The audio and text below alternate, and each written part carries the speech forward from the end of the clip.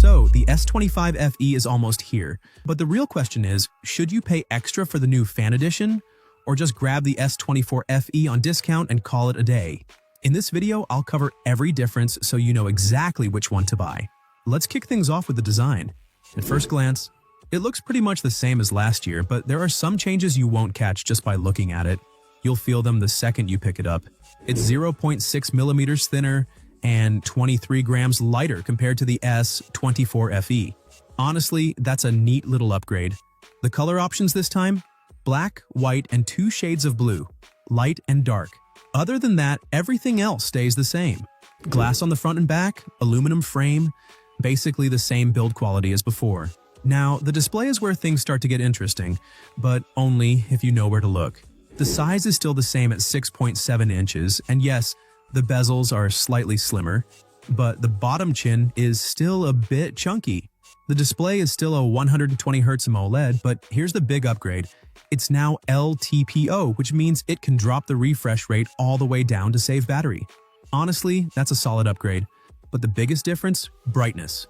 The S25 FE is now 36% brighter in peak brightness mode. Step outside and you'll see the difference immediately. That's a solid upgrade for anyone who spends time outside. Now let's talk cameras. And here's the truth. There's really nothing major here. Samsung once again decided to use the exact same rear camera setup as the S24 FE. In fact, even the 2-year-old S23 FE had the same system. Now don't get me wrong, these cameras still take good photos for a mid-range phone. And yes, image processing will improve a little this year, but honestly, hardware is always better than software, and Samsung should have upgraded at least one lens by now. The only actual upgrade? The selfie camera. It's now 12 megapixels instead of 10 megapixels, the same one used in the S25 flagship series. So yeah, a small bump for selfies. And that's pretty much it. Moving on to performance, this one's interesting and a little frustrating. Here's the deal. Back in the early years, Fan Edition phones used the same processors as the flagship models, but last year, Samsung changed that. The S24 FE came with an underclocked version of the Exynos 2400. This year, Samsung went 2 steps further and gave the S25 FE the full Exynos 2400 chipset from last year's S24 and S24 Plus. Sounds good on paper, but here's the catch. Compared to this year's flagships, the gap is huge. Even compared to the last year's FE model, the difference is so small that you might honestly wonder, is this even an upgrade? Now, Samsung could have upgraded the RAM size to make up for that processor blunder they made, but it gets worse. RAM and storage? Still the same. 8 GB of RAM and similar storage options as before.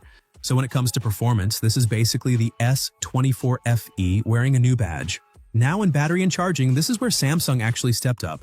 Last year, the S24 FE got a nice boost in battery size, but this year, Samsung took it even further. The S25 FE is expected to have a 4,900 mAh battery, the same size as the flagship S25 Plus. And that's not all. It's also getting 45 watts fast charging. Honestly, this is the best upgrade we've seen on this phone. But here's the thing. When you compare both Fan Edition models side by side, it's hard to find a real reason to upgrade. If you're deciding between buying the S24 FE now or waiting for the S25 FE, here's my advice. Go for the S24 FE while the discounts are still hot.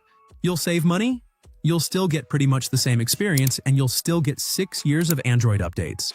If you found this helpful, hit that like button and subscribe for more updates. This is TechTix, and I'll see you in the next one.